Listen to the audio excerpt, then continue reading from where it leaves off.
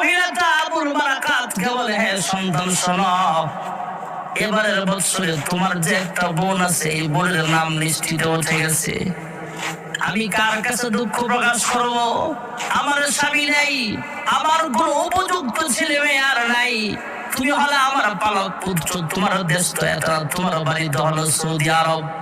তুমি তো ছোট্ট মানুষ, তোমার বলে আমার কি লাভ? আমার একমাত্র মেয়েটাকে আগামীকাল সকালবেলা বা বিকালবেলা তাকে সাজায় গুজায় পুলিশের হাতে সুপর্দ করে দিতে হবে, রাম মন্দিরে রাখা হবে। দৈত্য ঈসা তার উপরে হামলা করে তাকে মেরে ফেলে চলে যাবে, কিন্তু এলাকার উপরে কোনো হামলা করবে না। এবার আবুল বারাকাত মায়ের চোখের পানিগুলো মুইসা দিয়ে আর ডাক দিয়া কয়, হে মা, কান্দো না, কান্নার দিন তোমার শেষ।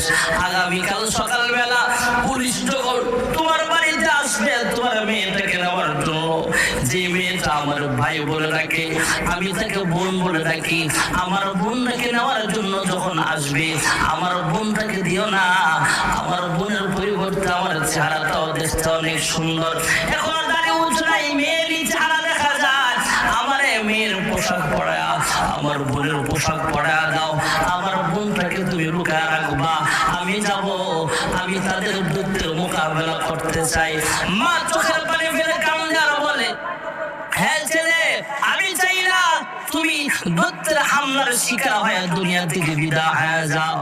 আর ওরা যদি জানতে পারে তাহলে তোমাকে সহ আমাদেরকে হত্যা করিয়া ফেলবে। হাফেজ আবুল বারাকাত মায়ের চোখের পানি মুছে দিয়া বলে, হ্যাঁ মা, কান্দো না, কান্নার কোনো কারণ নাই।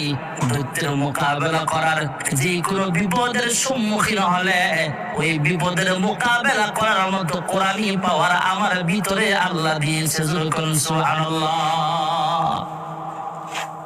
পরের দিন পুলিশ যখন আসছে, দরওয়াজার বাহির থেকে আওয়াজ দিছে, ঘরে কে আছো? মেয়েটাকে সাজায় গুজায় বের করে দাও।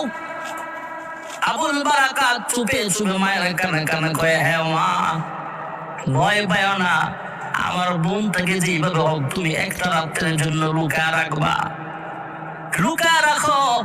আর বোনের পোশাক পরো, আমাকে সুন্দর করে পোশাক পরায় সাজায় দাও। আর আমার একটা ব্যাগ বানায় দাও, ছোট্ট তোরের ভিতরে কোরআন তেলাওয়াত করার জন্য একটা কোরআন শরীফ দাও। আর কোরআন শরীফ না দিলেও তো সমস্যা নেই, কারণ সে তো একজন হাফেজ কোরআন।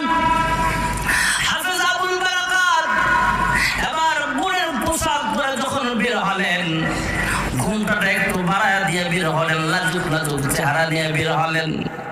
আসলেই তুমি